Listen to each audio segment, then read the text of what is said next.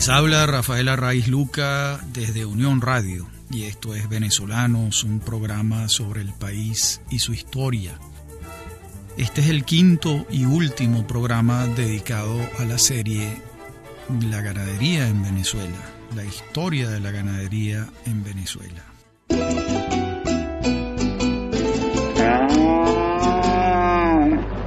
En nuestro programa anterior comenzamos a hacer la relación de los grandes hatos de comienzos del siglo XX. Y allí nombrábamos la finca Bellavista de Rafael Fonseca en Cuba, 1907.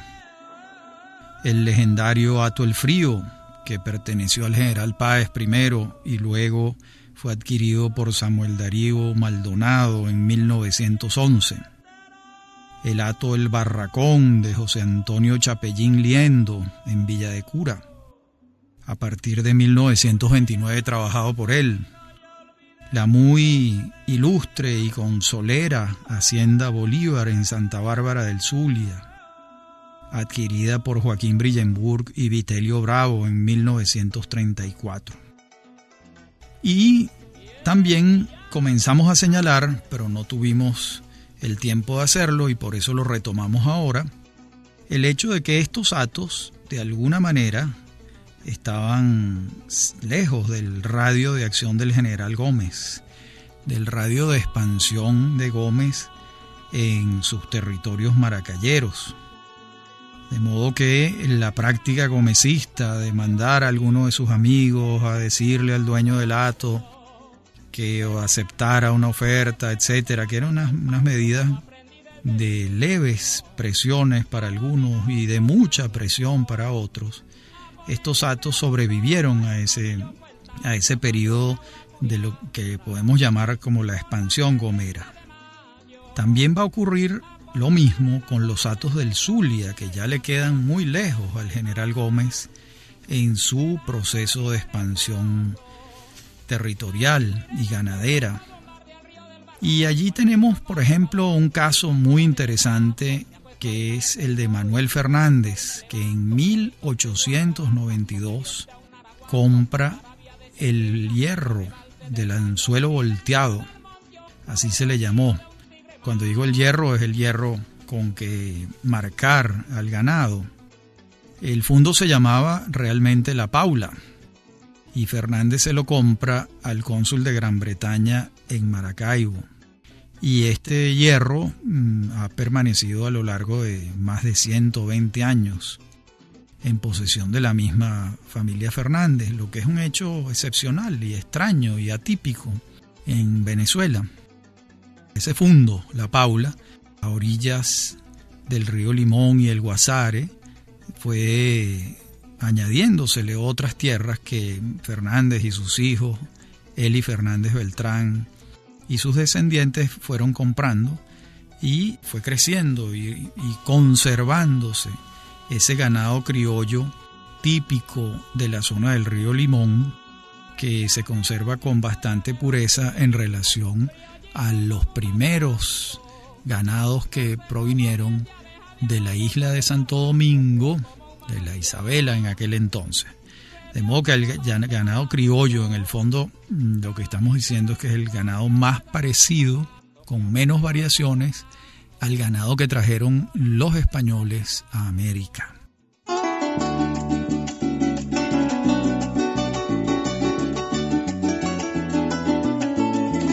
Veamos ahora una segunda etapa del desarrollo de la ganadería en el siglo XX, que es la etapa que va de 1936 a 1958.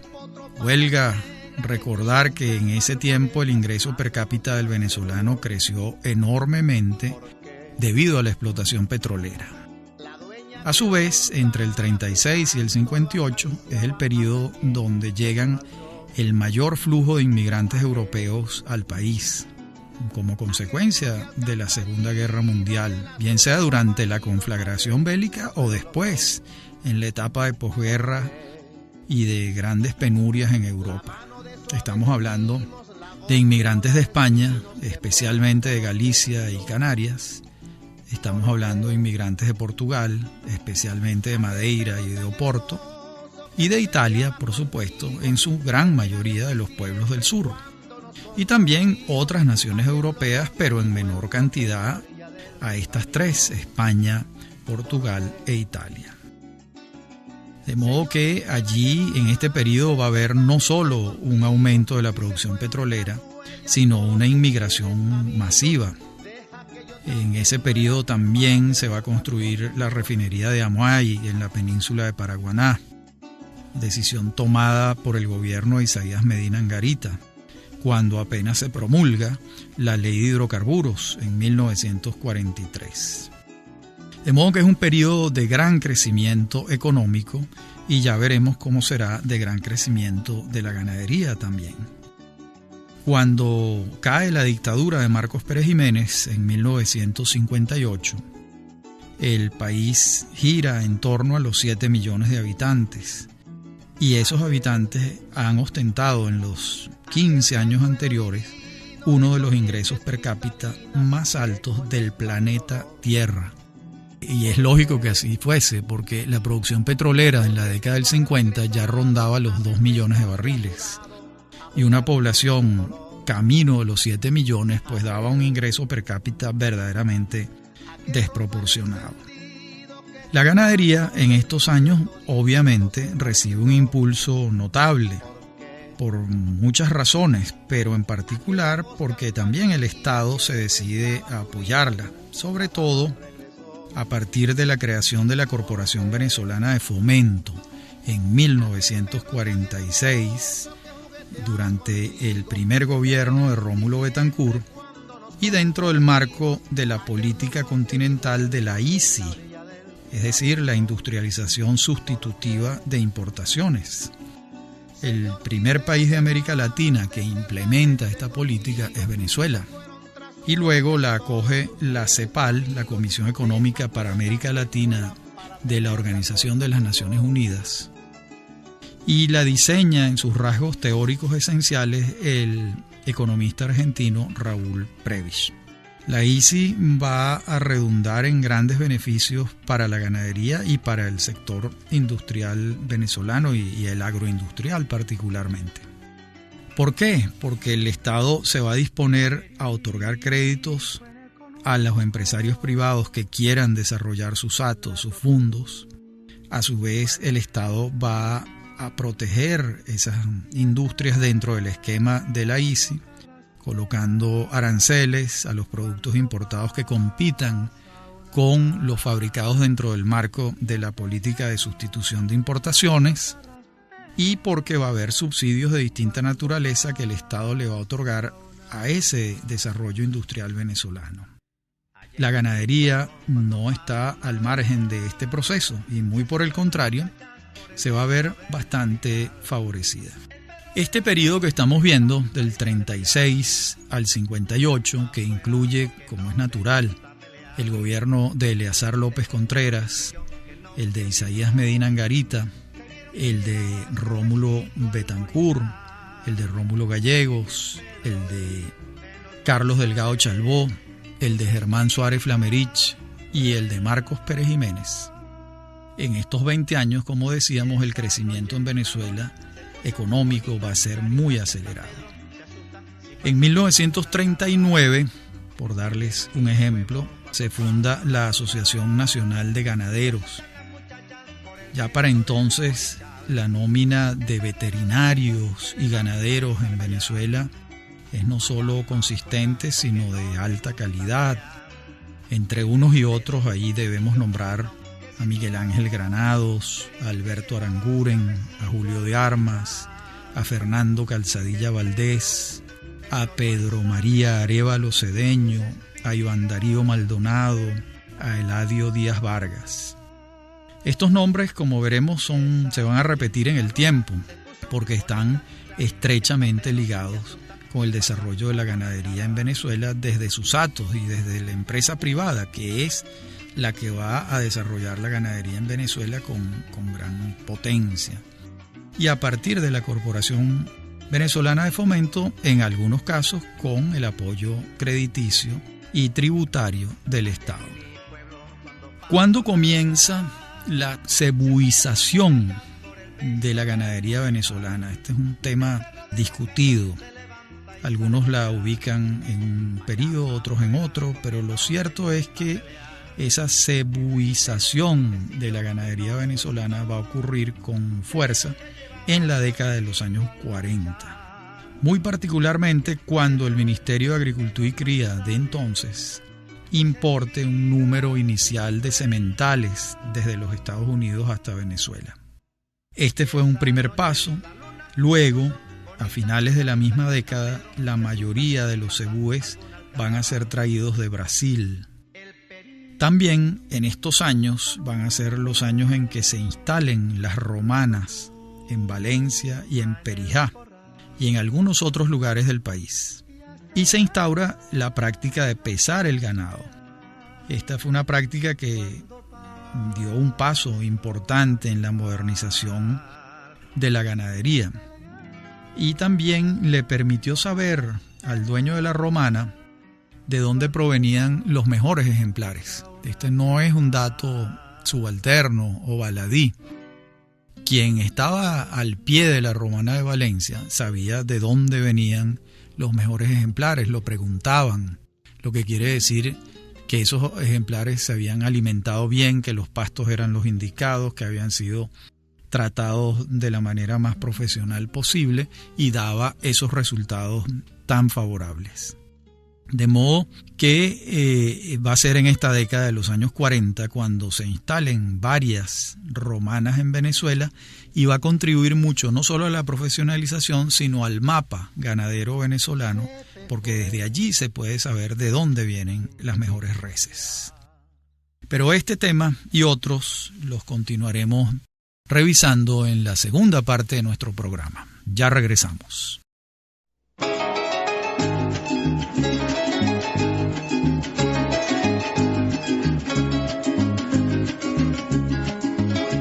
En la parte anterior de nuestro programa advertimos la cebuización de la ganadería venezolana, que no es otra cosa que la llegada sostenida y en algunos casos en masa de la raza cebú. Sobre esto tiene una opinión muy importante el doctor Edgardo Mondolfi Otero, un destacadísimo ecólogo que fue director de la revista Pecuaria, por cierto, padre de nuestro amigo Edgardo Mondolfi Gudat, extraordinario historiador. Mondolfi Otero afirmaba en 1955 en relación con la raza Gir, es decir, la raza Gir se refiere al cebú, y decía Mondolfi que era recomendable para las zonas de Carora, Churuguara, Llanos de Monay, Santa Bárbara, Encontrados, Perijá, Uribante, Barlovento y Santo Domingo del Táchira. Sin embargo, lo que realmente pasó fue que la raza cebú se extendió por todo el territorio nacional, de modo que la realidad fue más allá de lo previsto por Mondolfi y el cebú se instaló en Venezuela con una potencia inusitada y para algunos imprevisible. Por otra parte, un ingeniero agrónomo destacadísimo, Eduardo Mendoza Goiticoa, y también William Larralde en distintos trabajos, van a apuntar el gran crecimiento que tuvo la ganadería entre 1943 y 1952. Por ejemplo, comencemos con Larralde. Larralde dice que en los mataderos de la República se sacrificaron 282.333 reses en 1943 y apenas 9 años después, en 1952, la cifra ascendió a 459.610, lo que representa un crecimiento del 62%. ¿La población creció en igual proporción? No, en lo absoluto. Lo que ocurrió fue que la carne ascendió en las cifras de la dieta diaria del venezolano y crecieron sus registros de exportación. Un crecimiento verdadero de la ganadería en Venezuela. Por otra parte, Mendoza Goiticoa anota en su trabajo que venimos citando un crecimiento sostenido del consumo de carne en Caracas. Dice él que en 1943 para el consumo caraqueño se sacrificaban 240 reses diarias. Y en 1954, 11 años después, había crecido a 1.200 reses diarias. De modo que no cabe la menor duda del alto crecimiento que tuvo la ganadería en este periodo del 43 al 54. El tema de la leche y el crecimiento de la industria láctea también lo refiere Mendoza Goiticoa en este trabajo que estamos citando. Allí dice Mendoza en relación con las plantas pasteurizadoras de leche en Venezuela entre los años 1944 y 1953. Voy a dar las cifras de los dos extremos. En 1944 se recibieron 15.406.490 litros en todas las plantas. Y en 1953 se recibieron 68.617.928. Es un crecimiento muy, muy grande de la pasteurización y, por supuesto, de la producción lechera. Por otra parte, en esta década de los años 40 comienza también en Venezuela la práctica de la pulverización. Esto lo introdujeron en Venezuela las compañías petroleras, porque era muy usual en los Estados Unidos la leche pulverizada. Y a partir de 1941, por ejemplo, la Nestlé y la Borden fundan la Industria Láctea Venezolana, Indulac. Pero será en 1943 cuando se enciendan los motores de la primera planta de Indulac en Santa Bárbara del Zulia. Tiempo después, en 1959, abren las plantas de El Vigía, la de Machiques, y en 1967 la de El Guayabo. Lamentablemente, la empresa fue nacionalizada en la década de los años 70, en el primer gobierno de Carlos Andrés Pérez, y fue privatizada en el segundo gobierno de Carlos Andrés Pérez, en la década de los 90, cuando la empresa la compra Parmalat, ese gigante lechero del mundo. También va a ser de los años 40 la creación de la famosísima ganadería Santa Gertrudis, así como el ganado tipo Santa Bárbara, que llegó a ser de altísima importancia y de gran consideración en todas partes del mundo. Ambos obra de Vitelio Bravo y Joaquín Brillenburg en la Hacienda Bolívar.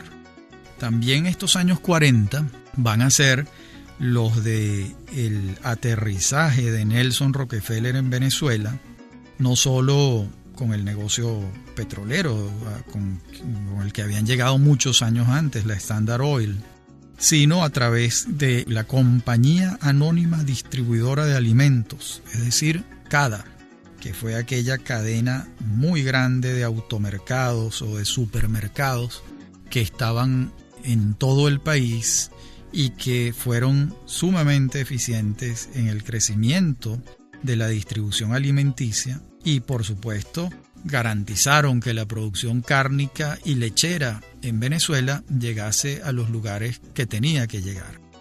Y ya en la década de los años 50 vamos a ver que se fundan otros atos de gran importancia que se suman a los que señalábamos antes. Estamos hablando del Hato El Porvenir, de los hermanos de Fries, llegados de Alemania. Estamos hablando del Hato Terecay, fundado por Jesús Reyetti y Luis Gómez en 1957, y uno de los pioneros de la cría de búfalos en Venezuela. Los primeros ejemplares de búfalos fueron traídos de Trinidad y luego, en la década de los 70, se trajeron de Bulgaria y continuaron trayéndose de Trinidad, por supuesto.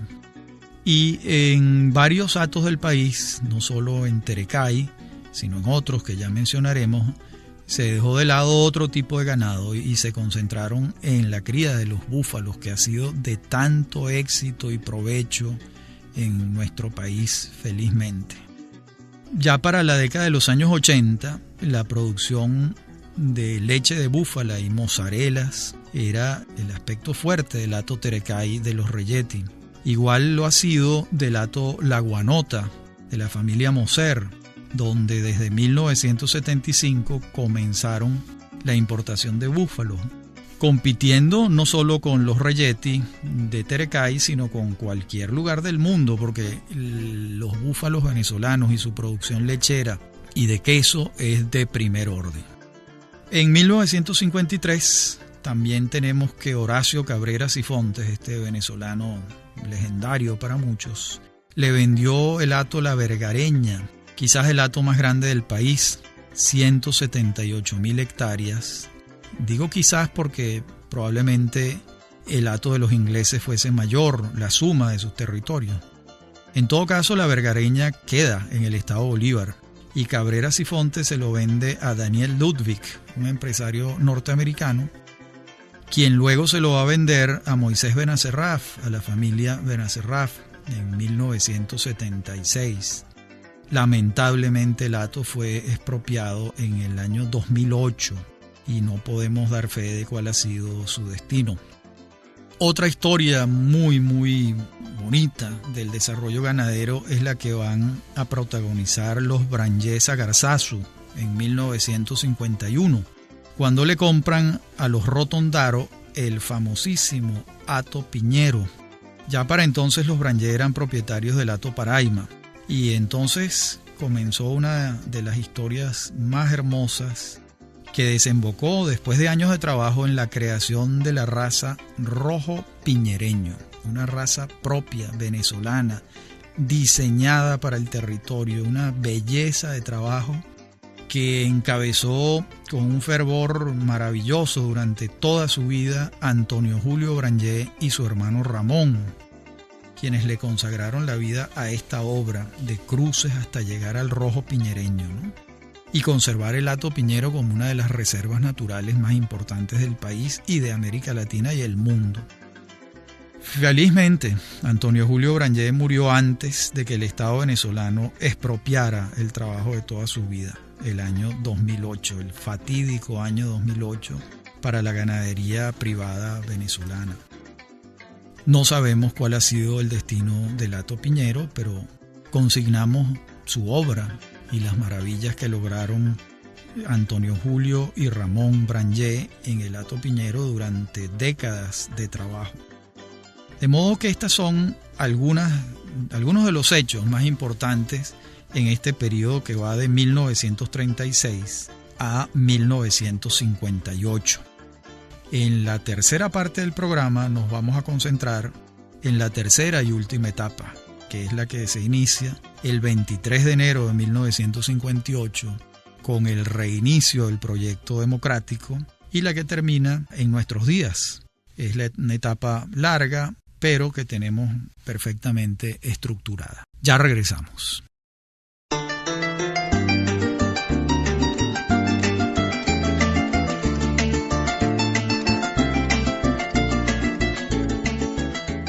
Tercera y última etapa de esta historia de la ganadería en el siglo XX venezolano, que se reinicia con la experiencia democrática. Es imperativo reseñar la instalación de los primeros grandes frigoríficos industriales que permitieron almacenar carne refrigerada en grandes cantidades. El frigorífico pionero, como señalamos antes, fue en programas anteriores el de Puerto Cabello, pero en el de esta etapa es el frigorífico industrial de Turmero, fundado en 1954. Pero también se fundaron el frigorífico industrial Los Andes en el Vigía, el año 65, el matadero industrial Los Andes en La Fría en 1967, el frigorífico El Tuy en 1967, el matadero industrial Centro Occidental en Barquisimeto, el año 68, el matadero frigorífico industrial Barinas en 1968, el matadero industrial Apure en Achaguas, el frigorífico industrial de Oriente en Anzoátegui en el año 69 y el frigorífico industrial Bolívar en el año 69. La gran mayoría de estos frigoríficos pudieron construirse gracias a los créditos de la Corporación Venezolana de Fomento o de algunos de los bancos del Estado que les dieron crédito a los empresarios privados que pudieron hacer estas instalaciones modernas de primer mundo y que contribuyeron notablemente al impulso de la producción cárnica en Venezuela, la producción ganadera. También en 1958 se inicia una nueva etapa en la región del río Limón, cuando se establece la subestación experimental Carrasquero, con el objeto de evaluar el comportamiento reproductivo del ganado criollo limonero, que es como se le llama ya más específicamente, y que ha sido una base importante del desarrollo ganadero zuliano, ya que este criollo limonero es un ganado capaz de transformar eficientemente los pastos tropicales con bajo contenido de proteína en leche. Es decir, que esa operación que hace el ganado con los pastos tropicales es altamente eficiente en el criollo limonero, como lo comprueba la subestación experimental Carrasquero, que fue la que llegó a estas conclusiones. De allí que el Zulia, con el paso del tiempo, se ha constituido como la primera productora de leche del país, alcanzando hacia finales del siglo XX, incluso antes, hacia finales de la década de los 80, 10 años antes del fin de siglo, el 70% de la producción lechera del país provenía del Zulia. De modo que ese es un emporio lechero, a Dios gracias. Y eso se va a dar. La contribución es importante, la de las regiones entre el río Limón y el Guasare. Fueron los hermanos Fernández Pineda los que modernizaron estas fincas hasta tal punto que se desarrollaron como empresas agropecuarias de alto calibre y que han sido tan útiles para el consumo de leche en Venezuela. En relación con el consumo per cápita de leche en el país, pues esto no ha sido fácil de medir. Hay cifras por una parte, cifras por otra. Yo me voy a basar en las cifras que ofrece el profesor Luis Paredes de la Universidad Central de Venezuela sobre la producción láctea en el país. Él dice que en 1950 se producían 174 millones de litros al año. En 1968, 18 años después, se producían 748 millones de litros al año. Esto fue creciendo. Ya para 1989 se producían 1.639 millones de litros al año y comenzó a bajar lamentablemente en la década de los 90 y en los años 2000. El registro del año 2000 es ya 1.250 millones de litros al año. Hay un crecimiento sostenido en las décadas del 1950 y 1960, incluso más allá, hasta en la década de los años 80. Y a partir de allí comienza un declive hasta el sol de hoy, o hasta al menos hasta esas cifras que tiene Luis Paredes, profesor de la Universidad Central de Venezuela. Habría que ver por qué hay esa caída en la producción lechera en los años más recientes. Pero antes de revisar eso, si es que llegamos a hacerlo, veamos cuáles fueron las políticas centrales de distintos gobiernos en relación con la leche. Encontramos que durante el gobierno de Isaías Medina Angarita, del 41 al 45, es donde se ensayan los primeros controles de precios para el sector lácteo. Se otorgan créditos y exoneraciones de impuestos para las maquinarias importadas y se establecieron estímulos para la exportación. En el primer gobierno de Betancur, como dijimos antes, se crea la Corporación Venezolana de Fomento en 1946 y se robustece el sistema crediticio del Estado hacia el sector ganadero. También se establece un subsidio a la leche como estímulo a la producción lechera. Luego, en los gobiernos de Carlos Delgado Chalbó, Germán Suárez Flamerich y Marcos Pérez Jiménez, se mantienen las exoneraciones arancelarias, un subsidio a la materia prima y se mantiene el control de precios sobre la materia final, sobre todo en el pago de primas por la calidad de la leche en el momento de entrega. Los gobiernos, el segundo de Betancur y el único de Leoni, mantienen los subsidios, la exoneración arancelaria y el control de precios. El primer gobierno de Rafael Caldera entre 1969 y 1974 no introduce cambios significativos en la política lechera nacional. Sí lo hace el primer gobierno de Carlos Andrés Pérez, 74-79, cuando se nacionalizan varias empresas y el subsidio se enfoca en el consumo. Además, en ese periodo se hace énfasis en la leche en polvo y hubo un refuerzo de las plantas pulverizadoras, muy particularmente, además de las nacionalizaciones que mencionamos antes. En el gobierno de Luis Herrera Campín se intenta implementar una política de liberación de precios, pero muy pronto se echa para atrás esa política, se recoge el guante y por el contrario se ve en la necesidad del ajuste cambiario del Viernes Negro el 18 de febrero de 1983, cuando ocurre la primera devaluación, el control de cambios y comienza la enfermedad de la inflación que en estos momentos la estamos padeciendo en su fase más aguda. Jaime Lucinchi mantuvo los subsidios y entonces se llegó a hablar de un milagro agrícola. No sabemos si realmente las cifras daban como para hablar de un milagro agrícola o si se trataba de un repunte que sin duda lo hubo, pero no tanto como un milagro. Pérez, en su segundo gobierno, el de 1989 a 1993, elimina la mayoría de los subsidios. Hay un cambio radical, pero no solo en relación con la ganadería, es un cambio de política económica radical, 180 grados. Recordemos que los precios del petróleo habían caído a niveles muy bajos. Las reservas internacionales el gobierno de Lucinchi les entrega en niveles bajísimos, las reservas internacionales. Y no había manera de mantener los subsidios, no solo al sector ganadero, sino a todo el sector económico venezolano.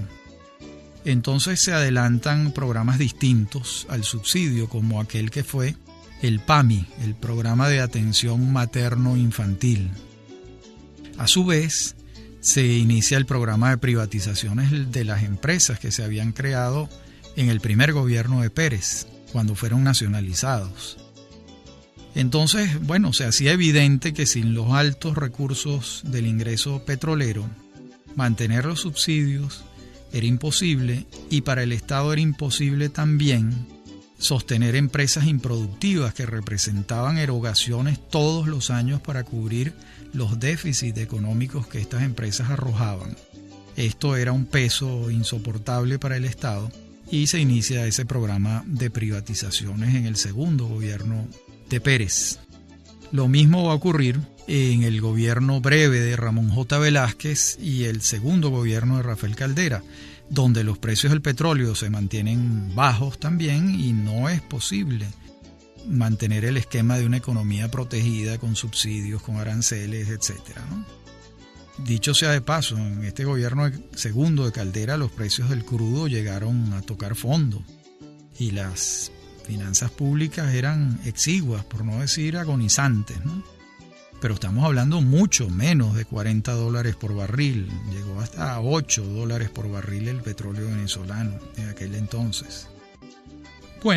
No hay duda de que durante la política de la ICI, industrialización sustitutiva de importaciones, diseñada en el primer gobierno de Betancur, hubo un crecimiento sostenido de la producción ganadera venezolana. Esa política va a estar en pie de 1943 a 1989. ¿Qué ocurrió? ¿Por qué la política de la ICI funcionó durante unos años y durante otros dejó de funcionar? Es algo que vamos a intentar responder en la última parte del programa. Ya regresamos.